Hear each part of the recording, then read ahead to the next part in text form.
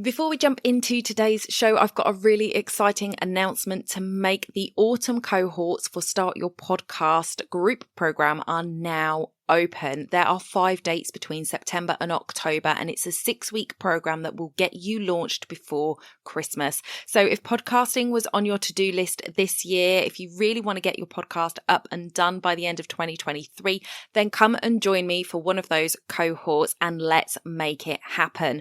I have a free masterclass available for you called Understanding the Power of Podcasting. You can go over to donnaeade.com/masterclass, watch the masterclass and get access to that enrollment. I hope to see you in one of the autumn cohorts very soon. That's donnaeade.com/masterclass. Let's get back to the show. Welcome back to the Wedding Procast. My name's Donna Eade. I'm your host, and today we're going to be talking about how do you use email marketing in your business.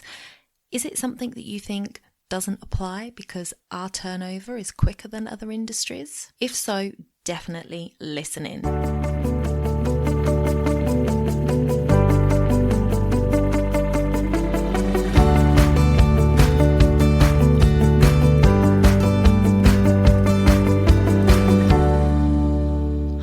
Welcome back to the podcast. It is so great to have you listening here. If you haven't already, please hit the subscribe button where you are listening so that you don't miss out on any of our episodes going forward. And if you feel that this episode has given you a little bit of help and advice, then please do consider leaving us a review on iTunes podcasts. It helps the message get out to more people. And if you leave a review, I might just read it out on the show. Like this one from the lovely Mrs. J. Clark. Thank you so much for your 5-star review. I have had the pleasure of meeting Donna. She is very professional and her standards are extremely high. She's very passionate about what she does, and that reflects in her podcasts. I really appreciate that because the whole reason behind the podcast is the fact that I set up the Society of Professional Wedding Vendors last year for professionals much like yourself, those of you who are listening, and the podcast is part of that. It is here to help you to streamline your processes, build your business, and increase your visibility. So professionalism is something I feel very strongly about. So that was a lovely, lovely review to read. Thank you so much. It's a Valentine's episode today. So I wanted to focus a little more on our marketing strategy, and especially around our email marketing and how we can use that at this time of year especially. Now, of course, you know, guys, that Christmas Day, New Year's Day and Valentine's Day are 3 of our biggest engagement days of the year, and it does all tend to happen at this time of year around those dates when most people are getting engaged. Not to say that it doesn't happen throughout the year, because of course it does, but these are kind of 3 key dates in our diary where we know that couples are going to be getting engaged.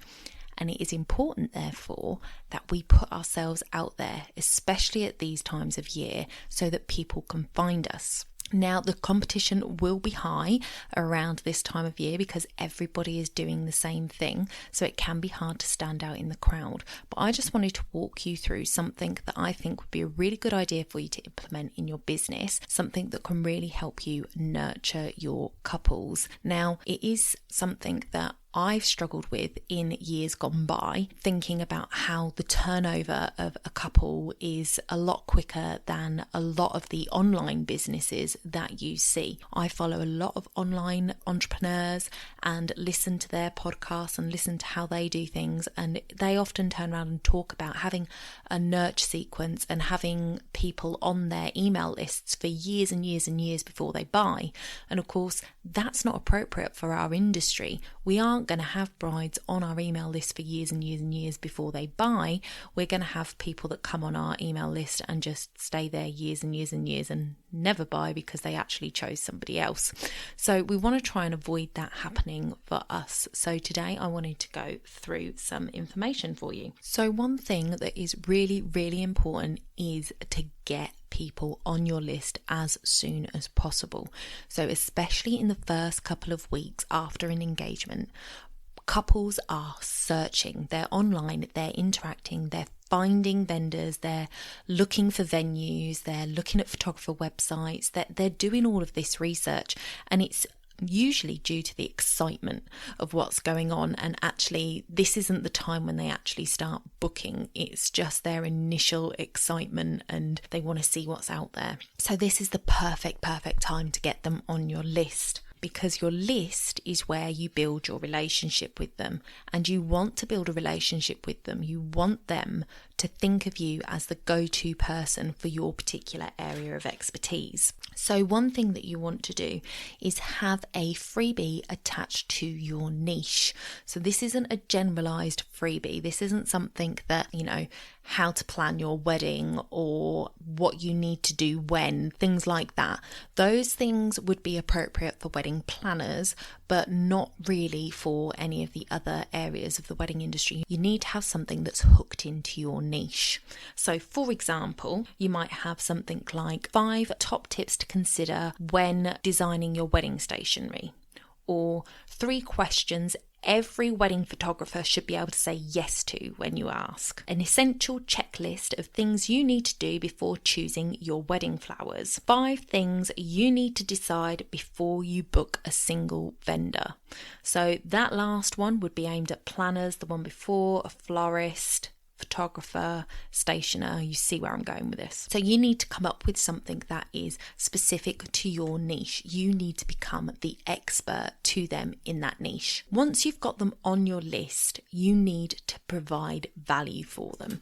And this doesn't mean really long emails. It really doesn't have to mean long emails. And in fact, if you can do short, quick tips, it's more likely that they're actually going to read it, absorb it, and open more emails in the future. I don't know about you, but if I get an email that's really long, I really don't read it. I might read the headlines if they have been smart enough to kind of put subheadings in that tell the story without me having to read it all. I might read those. But if I open it up and all I can see is loads of text, I literally switch off and I haven't got time for it. Your couples are going to be getting so many emails from so many different suppliers. If you can be the person that's giving them short bursts of value in their inbox every week, then they are more likely to open yours than somebody else's. The other thing you need to do is, when you're making sure that these are niche related, so they're, if you're a florist, you're giving tips on flowers, what flowers are currently in season, what flowers are in season in autumn. The reason it's better to have flowers that are in season, there's so much you could talk about, and you just choose one little topic each week and you can send that out. Don't forget to ask for an appointment. So every week or 2 weeks, you need to be putting at the bottom of that email, hey, I would love to talk to you about your plans for your day and how I might be able to help you. Book your free 30-minute call with me,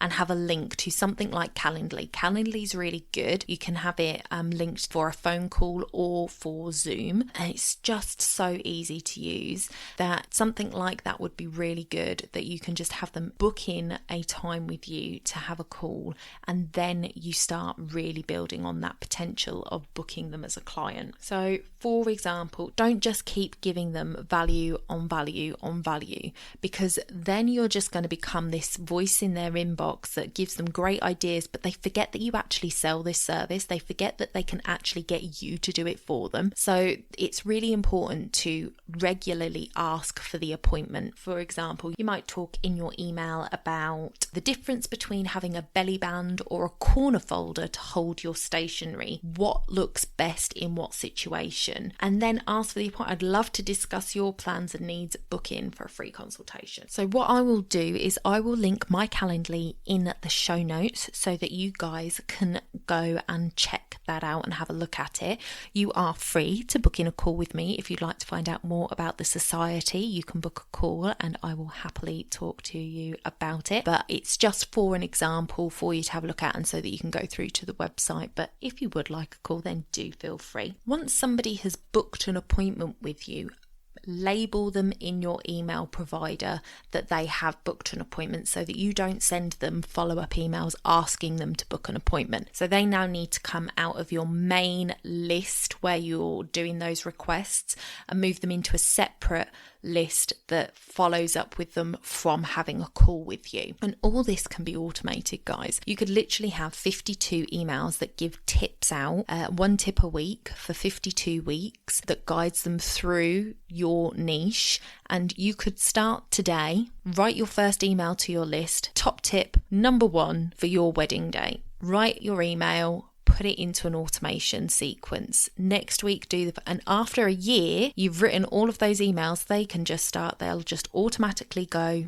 Every time somebody signs up, you put them on to go onto that automation. So they will start receiving the first email, the second email, the third email, while you're writing email 42 for that week. And then once your 52 weeks are up, you don't have to write another weekly email. It's there, it's done, guys. So just make sure that if they do book an appointment with you, you move them out of that list so they stop receiving the emails that ask them to book an appointment. So they can still get value, and I'll talk about that in a second. But those who don't book an appointment, you want to continue providing them value and continue to ask for the appointment. What you can do is, after a few months of them being on your list, you might want to pop in the bottom of an email, have you already booked your X provider, whatever it is that you do? Have you already booked your cake maker? Click here. If not, book a call. And so you're asking them again for that call to action to book an appointment with you. But if they have already booked somebody, you need to know this. The sooner you know this, the better, because you don't want to be wasting your time with people that already have a vendor. Because we're doing this as an automation, it's not so much of a wasted time. But what I suggest you do is, if they click on to say that they have booked somebody, send them to a landing page on your website that says, thank you so much for being on my list. Thank you so much for giving me space in your inbox. I know it can get cluttered, especially when you're planning your wedding. So here is what I'm suggesting. As you have already booked your ex supplier, you may not find value in my emails anymore. So I will remove you from my email list so you don't receive any more information from me. However, if you're enjoying my tips, I would love to continue sending them to you. Please pop your email below and your date of your wedding, and I won't contact you after that wedding date, but I will continue to provide you with my tips up until that point. And that gives them the option then to get off your list or to continue receiving stuff. If they choose to continue receiving emails by filling in that opt-in form, you will have them tagged in the back end as, say, already booked someone else. So you will know to split that and make sure that they don't get the emails asking them to book an appointment with you. You would have 2 emails. If they're tagged booked, they get this email. If they're not booked, then they would get the regular email that asks. So you can just adjust your email to take out that call to action and have that sent to the other list. So why would you want to continue sending emails to somebody who has already booked their vendor? 2 reasons. 1, something might go wrong with that vendor. And if you have turned around and said to them, hey, if you've already booked, you might not want to receive my emails anymore, but I'm quite happy to send you my tips, even though you've booked somebody else. If you'd like, please enter your email. They're going to remember that you gave them the out. You didn't just continue. It comes across more as a conversation, a relationship, that you're asking permission to stay in contact with them, even though you know they've booked somebody. And the fact that you'll have it split so that they won't get any more book a call emails will just solidify you as an expert and a professional in their eyes. So if anything does go wrong with their vendor, they are more likely to come to you and say, hey, we've been let down. Can you help us? The second reason that you would want them to let you stay in their inbox is because if you provide value right up until their wedding day, once their wedding day has come and gone, like the week after, 2 weeks after, you want to send them a final email to say, hey, do you know what? I have absolutely loved sending you tips and tricks for your wedding day. I hope the day was absolutely amazing and that you loved your, whatever it is that your niche is, loved your wedding cake. Please remember me to your friends if you hear of anyone else getting married. Simple as that. They may well recommend you to somebody else, especially if their vendor didn't do what they should have done, or they didn't feel that they were provided with a great service. The fact that you have provided great service in their inbox every week and have taken the time to give them an out if they wanted it, taken the time to wish them well, will put you head and shoulders above other vendors that just delete them from the list after 6 months, assuming that they've booked somebody, or just keep emailing them well beyond their wedding date with emails because they've forgotten to unsubscribe. So just do you many favours for being polite. So that's it, guys. As I said, those emails don't have to be essays. They can just be short and punchy. Do feel free to add your images if you're comparing something like the suggestion that I gave there of why a belly band might look better than a corner fold for invitations. If you can put a couple of pictures in, if you're talking about photography and you want to state, why black and white photography can sometimes look better than colour, and you want to put a picture in to show that. Those sorts of things are really good, but keep it short, keep it sharp, and always have a call to action in the bottom there. If you've not booked your vendor yet, please book a 30-minute free consult with me and have them click that button. And then maybe 3 months after they've been on your list, and then every sort of couple of weeks after that, have you booked your vendor? Click here. If you haven't, book an appointment with me. And if they have booked, then put them on that other list where they don't get those booking notices anymore. And you can just literally duplicate your email and have it that you take out the call to action, and that the people that have booked get the list of ones without the call to action, and the people that haven't yet booked will get that call to action email. So you might want to talk to an expert in email marketing to set that funnel up for you. MailChimp is super simple. It's what I use, and you can get around it. You can figure it out yourself, but there are plenty of people out there that can help you with structuring that and putting it in place if it's something that you're not comfortable with. So I hope that helps, guys. Have an absolutely wonderful Valentine's Day, whatever you are doing. It is bittersweet that we are still in lockdown, but it is a day of love. So send some love out there to everybody that you know and celebrate the day. And hopefully we'll see lots of shiny rings on our feeds over the next coming days. And that is a perfect opportunity to shout about what you do. So that's it for today, guys. I will speak to you next week. Bye for now.